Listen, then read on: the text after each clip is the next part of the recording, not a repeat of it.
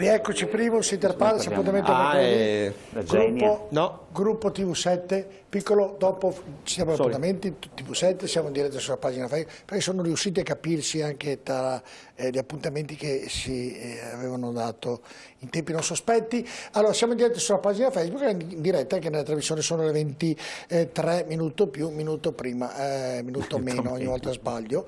Dennis, la stanchezza comincia. Dennis, hai messaggi? Sì, possiamo andare con altri 4 messaggi da parte dei nostri telespettatori. Cosa ne pensate delle isole Covid free? Secondo me irrispettoso nei confronti di chi vive in città e dovrà aspettare come tutti il suo turno per vaccinarsi. Andiamo a vedere anche il secondo. Molti paesi come l'Islanda hanno già da tempo riaperto ai turisti, per esempio coloro già vaccinati o che hanno già avuto il virus. Perché non potevamo farlo anche noi? Piuttosto di nulla, meglio piuttosto. Speriamo che il Covid ci permetta di rifondare il turismo. Non sono d'accordo con gli ospiti in studio. Spesso i prezzi nei luoghi di villeggiatura sono troppo alti e solo mangiare in ristorante è un salasso.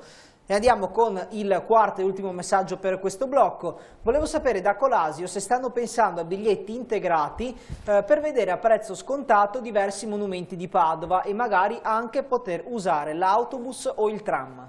Rapidamente la risposta, perché poi doveva intervenire, siete considerati? Sì, assolutamente, ma l'ho detto prima, stiamo predisponendo proprio in previsione del riconoscimento UNESCO, su cui poi torneremo, un biglietto unico per tutti gli 8 siti ad un prezzo che è decisamente più basso di quanto costerebbe comprare singolarmente i vari biglietti, quindi assolutamente sì, e la Padova Card prevedeva già il biglietto integrato con i parcheggi e il tram, quindi assolutamente sì, è fondamentale perché spesso il turista viene in treno. Volevo chiedere all'assessore, dico sempre sbaglio il turismo perché col turismo questa sera, all'assessore Scaroni, assessore alla cultura di Jeso, lì i prezzi come saranno quest'estate? Perché ho fatto la stessa domanda ovviamente a tutti gli ospiti che sono intervenuti in studio e collegati e tutti mi hanno detto che invece ci sono delle promozioni, ci sono dei prezzi buoni, non saranno aumentati rispetto agli anni scorsi, nonostante abbiano avuto grandi difficoltà ovviamente gli albergatori e tant'altro. Ecco, i prezzi a Jesolo come saranno? Guardi, confermo che dai dati che abbiamo non saranno modificati i prezzi, verranno modificati anche perché noi stiamo lavorando veramente a stretto contatto con l'AIA, con l'associazione albergatori, e ovviamente ci manifestano le difficoltà che ci sono state e ci sono attualmente, ma si spera risolvibili, anche perché ci sono dei elementi che ci fanno ben sperare anche rispetto ovviamente all'inizio stagione dell'anno scorso, dove eravamo tutti impreparati. Invece quest'anno bene o male siamo già purtroppo per fortuna preparati, anche se speravamo non ci fosse già più il problema. Comunque i prezzi non vedono aumenti, al momento non abbiamo visto aumenti, anzi ci sono delle promozioni, tante promozioni, gli albergatori sono pronti e basta guardare i siti, fare pacchetti e promo dedicate, quindi assolutamente come gli altri ospiti, confermo che non ci sono stati Boccio, stavo intervenendo nel ragionamento che aveva fatto Piccolo prima della pubblicità e io l'ho interrotto ovviamente per via della pubblicità. No, semplicemente quello che cercavo di dire è che noi abbiamo circa 3 milioni di passeggeri che vengono da lungo raggio, cioè 1 milione che arriva dal Nord America, un altro milione che arriva dall'Asia e un altro milione che arriva dal resto del mondo. È impensabile che qualcheduno si faccia un viaggio di 7.000 chilometri per visitare Padova o Abano o una singola città. Ergo che ci serve assolutamente che ci sia una promozione che sia più larga, e non solo, cioè si parla a livello regionale, ma anche a livello d'Italia, cioè si è parlato tanto negli anni scorsi di quello che era il turismo cinese, no? Che era un mercato che continua a crescere, è cresciuto fino al 2019. Cinesi che venivano a visitare l'Italia, che all'aeroporto di Venezia erano 150.000. Questi signori qua arrivavano non con un volo diretto, stavamo cercando sempre il volo diretto, però in un qualche modo si muovevano nel territorio. È impensabile che qualcuno viene dalla Cina solo per vedere la Cappella degli Scrovegni e poi torna in Cina. Per cui serve quello che è una promozione a livello territoriale, se non a livello paese. Quello che è stato detto ovviamente prima da tutti gli ospiti. Allora andiamo a vedere ovviamente il filmato che presenta il RUPICTA. Così rispondo alla domanda di così prima. Abbiamo collegato tutto. Andiamo a vedere il filmato.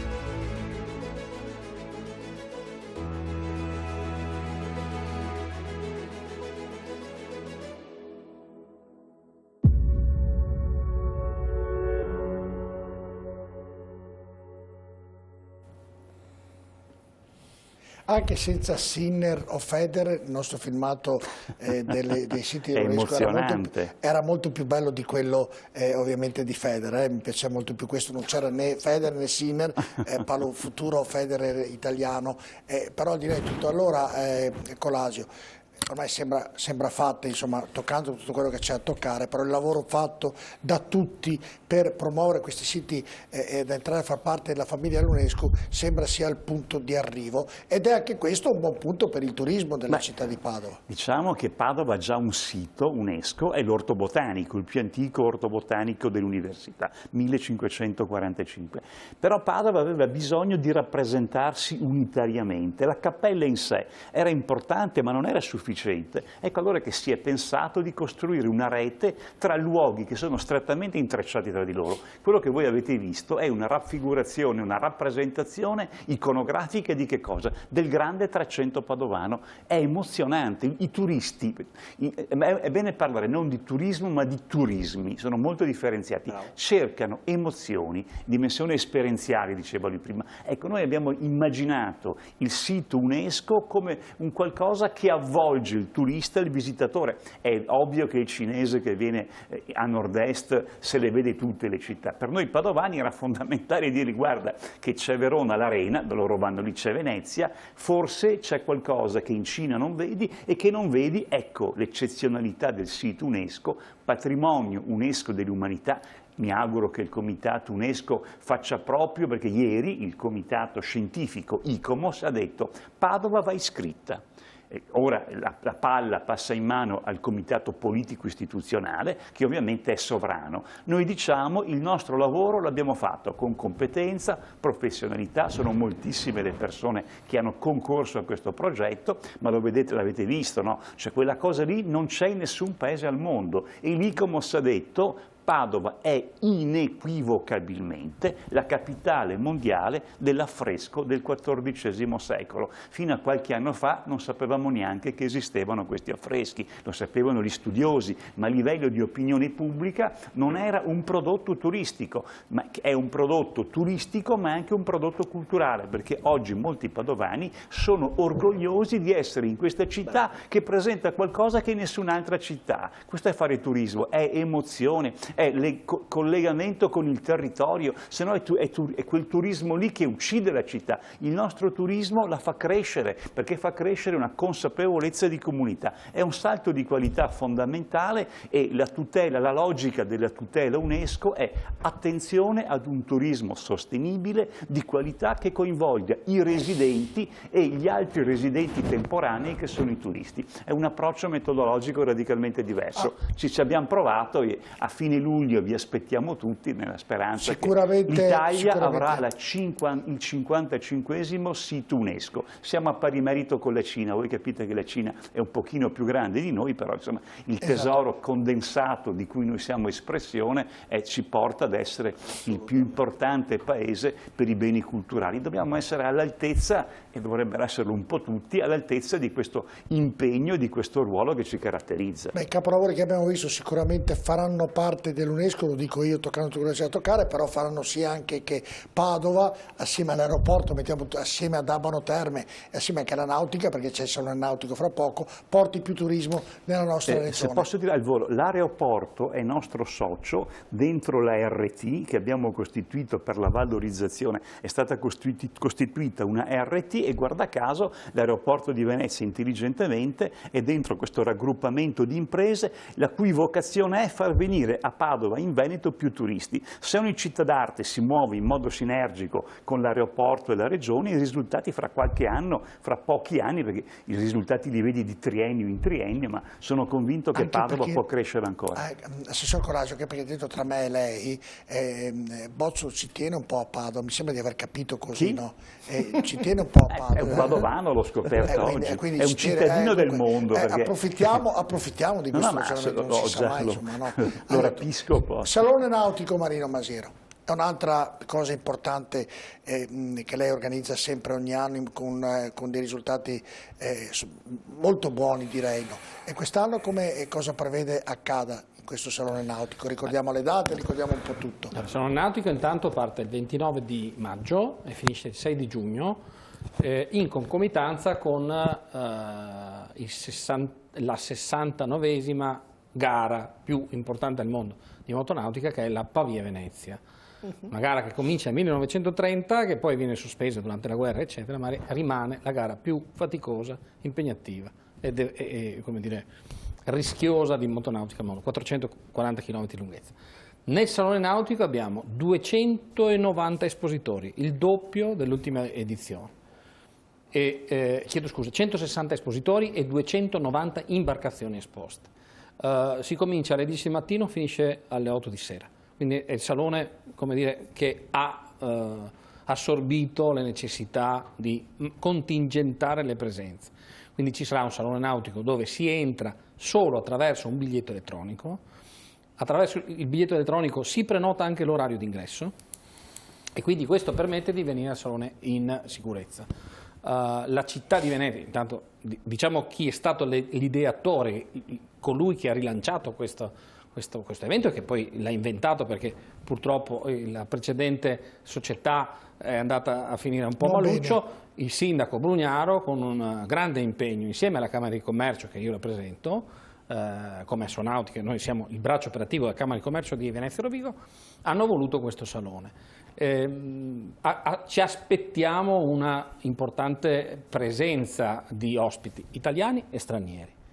Guardo il direttore di Savi perché effettivamente l'aeroporto gioca una partita importante sul nostro salone, perché la Ferretti, che è il primo gruppo al mondo di produzione di imbarcazioni di lusso, è da 3 anni, da 4 in realtà, perché l'anno scorso l'abbiamo saltato, che presenta il fiore all'occhiello della produzione dei super yacht a livello mondiale.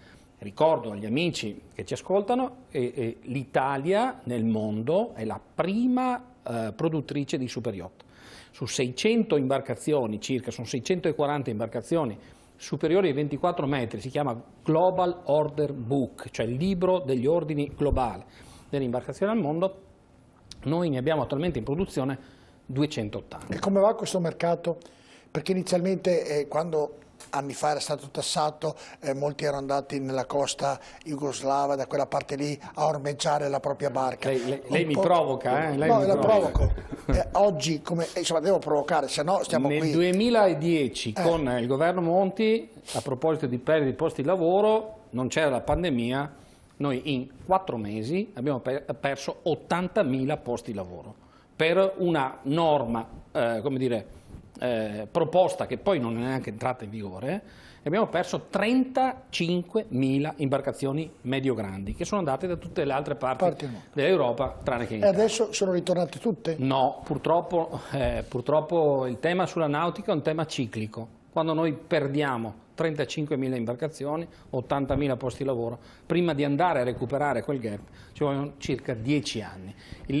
La crisi nella nautica è ciclica. Noi attualmente in Italia abbiamo 178.400 addetti, ne avevamo 240.000, ne abbiamo persi 80.000 e poi adesso stiamo recuperando. Comunque, volevo dire, dal 2010 in poi, noi, la nautica italiana, che esporta il 90% del suo prodotto, noi facciamo 5 miliardi di euro di fatturato, quindi il 2,5% del PIL, ha prodotto, ha fatto sì che la bilancia dell'export sia stata sempre in forte positività.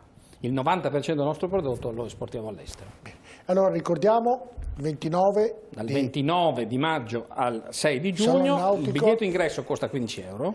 Ci sono anche barche importanti, di metrature importanti? Abbiamo la barca più importante prodotta dal gruppo Ferretti quest'anno. Noi possiamo venire lì, per esempio io con l'Asio, fare un giretto fino all'aeroporto, ci porta oppure non è possibile?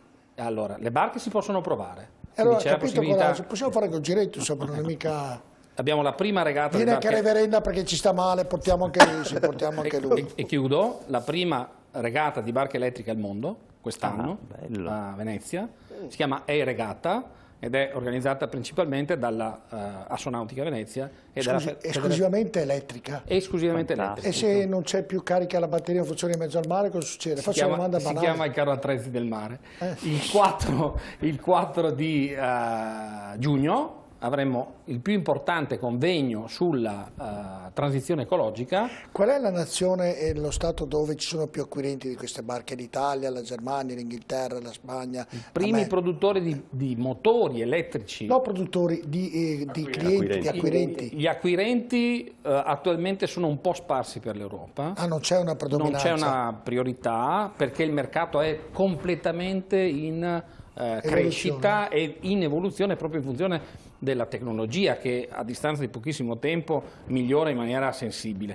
Pensi che per far andare una barca 5 anni fa ci volevano 5 volte il peso delle batterie attuale, cioè tanto per un quinto del peso delle batterie. Questo significa più autonomia, per esempio. Una delle gare è quella della barca che arriva più lontano, una delle gare che facciamo, che non è banale, perché premiamo... Vi ricordo la data 29 di maggio. 29 maggio, 6 di giugno, il 4 giugno abbiamo il convegno per la transizione ecologica. Gli ospiti principali sono il sindaco di Venezia, Brugnaro, che ringrazio per aver accettato questa cosa, e Giuseppe Conte. E noi ci saremo come TV7 Trivetta, seguiremo tutta questa bel salone della nautica di Venezia, sperando abbia un gran successo, perché ovviamente ce n'è bisogno. Sento una curiosità, Bozzolo, se uno vuole i voli privati, cioè uno vuole prendere l'aereo privato, ce ne sono, hanno dei costi altissimi, come funziona questo mondo? E chiedo così a titolo informativo, perché Dennis mi ha chiesto, qualcuno vuole sapere che questo, insomma. Diciamo che un po' come la nautica, il movimento di jet privati è cresciuto in questa pandemia, ovviamente non avendo più a disposizione i voli di linea, chi poteva permetterselo è andato su tanto più di jet privati. Ma questi jet privati sono piccole compagnie, piccole flotte, oppure fanno parte delle grandi flotte che hanno anche questi? Ci sono quelli che appartengono a proprietari, se no ci sono aziende che fanno quello che si chiama fractional ownership, cioè lei compra pacchetti di ore. Esatto. Per cui lei compra un pacchetto di 25, penso sia il punto d'ingresso, 50, 75, 100 ore. Ore di volo. Ah, bisogna comprare proprio le ore di volo. Esatto. E c'è un buon mercato in questo? Il buon mercato è relativo. Diciamo che un aereo privato relativamente piccolo va dalle 6.000 euro a ora di volo in su. Ah, ok. Non volevo sapere così. A Jesolo, andiamo dall'assessore alla cultura di Jesolo. Ci diceva che sarà un'estate positiva, prevedete un'estate positiva, giusto? Mi sembra di aver... Allora, diciamo che i dati sì, detto i dati iniziali sì, ovviamente come tutti quelli che operano nel nostro settore del turismo necessitano di sicurezza e di certezze, quindi chiaramente attendiamo adesso anche le ulteriori disposizioni del governo per capire le eventuali novità anche del nuovo DPCM con orari e quant'altro. Noi siamo pronti, domani andremo in Consiglio Comunale con quella che è un consiglio straordinario proprio per le distanze, per i lettini, per la spiaggia, quindi insomma noi siamo pronti e spero che ci sia una risposta positiva per i nostri operatori perché veramente hanno bisogno di lavorare tutti. Ecco, l'anno scorso... Mi collego all'argomento settore dell'aeroporto così perché a breve avremo anche una pista per gli elicotteri, un eliporto, insomma, ecco, che darà un ulteriore servizio alla località. Ma è una bella cosa. È una cosa in più, ecco, per Jesolo, che mancava e molti la chiedevano. Assolutamente d'accordo. Senta, Assessore, in prospettiva di questa estate che sicuramente darà buon successo, gli albergatori, il ramo che fa parte il Presidente Boaretto, nell'annata scorsa, quando si era riaperto, molti non hanno aperto perché non erano in situazione per poter riaprire. Quest'anno, da quanto risulta, apriranno tutti o quasi tutti, oppure anche quest'anno qualche albergo non aprirà? No, allora, diciamo che sembra che il numero sia superiore rispetto all'anno scorso, già in partenza, e spero quindi che venga confermata l'apertura di quasi totalità di strutture. Sa che abbiamo quasi 380 alberghi, insomma, a Jesolo, con sui 14-15 km di spiaggia, quindi è importantissima la capillarità e la presenza e l'apertura delle strutture.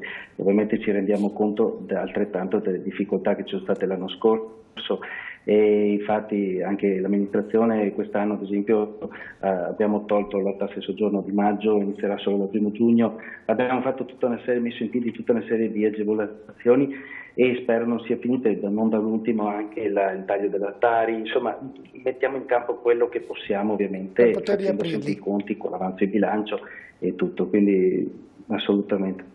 Grazie Assessore alla Cultura di Jesolo Giovanni Battista Scaroni, grazie, buon lavoro anche per la nostra località balneare. E Boaretto, in conclusione, invece Abano come si prepara per questa stagione estiva, definiamola così, e di cure, in prospettiva degli alberghi, che anche lì ci sono delle problematiche? Abano è pronta, Abano, Montegrotto, i 5 comuni termali sono pronti. Normalmente noi durante il periodo estivo abbiamo una flessione, che è ormai una cosa che sappiamo, conosciamo, ma noi crediamo, anzi siamo quasi sicuri che da metà agosto in poi, magari con prudenza, ma sicuramente il turismo sia ad Abano che a Montegrotto e comunque nell'intero bacino delle Terme Euganee dovrebbe riprendere con prudenza. Non arriveremo sicuramente a numeri come quelli degli anni passati, soprattutto perché a noi mancherà molto il turismo che proviene dall'estero, perché di solito è conosciuto per un turismo che prenota per tempo e al momento i numeri che sono a nostra conoscenza non ci rappresentano un panorama, diciamo, interessante per quanto riguarda gli arrivi dall'estero. Siamo più fiduciosi per quanto riguarda il mercato italiano, mercato, diciamo, delle regioni di prossimità come la Lombardia, l'Emilia, il Friuli Venezia Giulia, il Trentino Alto Adige soprattutto, ecco questo, e quindi noi confidiamo che la seconda metà dell'anno sia una metà favorevole e possa restituire anche un sorriso a tutti gli operatori e soprattutto alle tante famiglie che con il turismo termale lavorano e traggono la loro sussistenza. In conclusione, nel ragionamento e nella risposta che mi ha dato il Presidente Boaretto, la faccio a tutti voi la domanda. Visto cosa è successo in 1 anno e mezzo, la ripercorro, era iniziata questa pandemia, sembrava che terminasse in 1 mese, poi 2, poi 3, poi sembrava che sì, forse è ritornata in maniera pesante nella parte invernale. Siete tutti sicuri che passerà? Siete tutti fiduciosi che siamo davvero alla svolta finale? Oppure avete qualche dubbio, vista ovviamente anche certe incapacità di qualche luminare che non ne ha capito molto di questa pandemia, perché questa è la verità. Ecco, siete comunque fiduciosi che il vaccino risolverà tutti i problemi delle varianti, di tutto quello che sta accadendo? Cioè, guardate il futuro con un grande ottimismo rispetto all'anno scorso. Lo guardavamo anche l'anno scorso, poi è successo quello che è successo. Il vaccino sarà sicuramente la discriminante più importante e significativa. Siamo riusciti a far confusione, riusciti a far confusione anche lì, siamo riusciti sì, nel disagio della confusione però è aumentata la consapevolezza, e questo io voglio vederla positivamente, voglio avere uno slancio di fiducia e di ottimismo, anche perché ne abbiamo estrema necessità, perché come diceva il dottor Boaretto, che mi ha anticipato, questo significa ridare dignità alle professionalità che in ogni modo vedi il futuro fiducioso. Sì, assolutamente. Con speranza, come il colore del maglione, il verde. Esatto. Dice, va bene. Marino, vedi il futuro roseo? Oppure vedi ancora qualche porta che non si chiude di quel tunnel finale? In mare c'è una regola, prepararsi al peggio, augurarsi il meglio. Quindi in questa regola io direi la vita non sarà più quella di prima, perché ci dovremo vaccinare di anno in anno, però io sono convinto che torneremo a risorgere. A sorridere. Sì. Anche ora fare il vaccino antinfluenzale per via delle varianti io lo faccio, lo cambio ogni anno, lo devo fare. La gente non ha più neanche il raffreddore. Quindi no, però perché le mascherine, avete visto, c'è molto meno raffreddore, influenza, pochissimo. Quindi ci prepariamo al peggio, ma ci auguriamo il meglio. Io nelle attività dove lavoro e dove vivo con le persone non ho visto nessuno, forse uno che ha preso l'influenza. È il mio regista che è l'unico, è stato un fenomeno, è l'unico che ha preso l'influenza. Il futuro, Andrea Colasio? Beh, nel 1348 Padova era devastata dalla peste nera.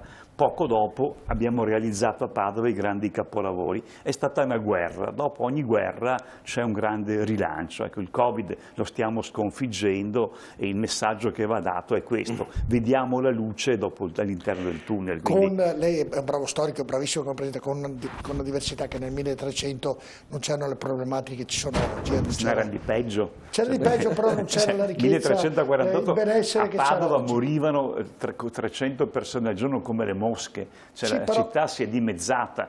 Oggi i morti sono decisamente contenuti grazie alla tecnologia. Certo, Boaretto ha già risposto. Bozzo, secondo lei? Beh, ovviamente la differenza rispetto all'anno scorso è che adesso abbiamo i vaccini, abbiamo tutti i protocolli, per cui assolutamente la ripartenza la vediamo, dovremo rispettare certe norme, certe regole, però pian pianino queste limitazioni andranno a cadere. Si parlava prima di quello che è il riempimento di un aeromobile, oggi queste limitazioni non ci sono più. Esatto. Di conseguenza, man mano che si va avanti, cadranno sempre di più, per cui ci dovremo essere. Pienamente fiducioso. Turismo e mobilità. Chiaramente la mobilità riteniamo che nel 2022 sia ancora un po' complessa, anche perché non sappiamo... No, parlo sotto il profilo del vaccino, del Covid, sotto questo profilo, dico, se vede la luce proprio alla fine del tunnel. Noi siamo fiduciosi che i vaccini funzionino. Qualche perplessità sulla mobilità lunga, per cui noi per il 2022 investiremo tutto su Europa. Ce l'ha proprio tutta area europea. Chiedo se starà bene, lei proprio vuole investire tutto sull'area europea. Beh, è suo lavoro bene, ovviamente. Va bene, è stata una bella puntata, spero sia stata utile anche per i nostri telespettatori e per chi vorrà iniziare a prenotare le vacanze, che mi auguro siano in tanti, e mi auguro che prima di tutto riempino l'Italia, che ne ha assolutamente bisogno. Grazie quindi a Giancarlo Reverenda di essere stato con noi, grazie a Marino Masiero, grazie a Andrea Colasio. Manuele Boaretto, grazie a Camillo Bozzolo, grazie ad Antonio Piccolo. È stata davvero una bella puntata, grazie anche a Dennis Maran. Dennis c'è, speriamo che la legge, eccola lì. Grazie ovviamente anche da parte mia, una buona serata anche a tutti i nostri telespettatori che ci hanno scritto, scusandoci come sempre insomma, con coloro che purtroppo non sono riusciti a vedere il loro messaggio in onda. Bene, domani vi ricordo l'appuntamento con l'informazione alle 12:15 dove ovviamente tratteremo tutte le tematiche, di solito abbiamo sempre il collegamento con il Presidente della Regione, domani non c'è perché arriva il generale che ha cambiato questo mondo vaccinale in maniera positiva, e dunque però seguiremo appunto l'arrivo in Veneto e seguirà Marghera, Treviso e Padova proprio in virtù delle vaccinazioni che stanno andando per il momento a gonfie vele, posso dire così perché non lo speravo nemmeno. Buonanotte.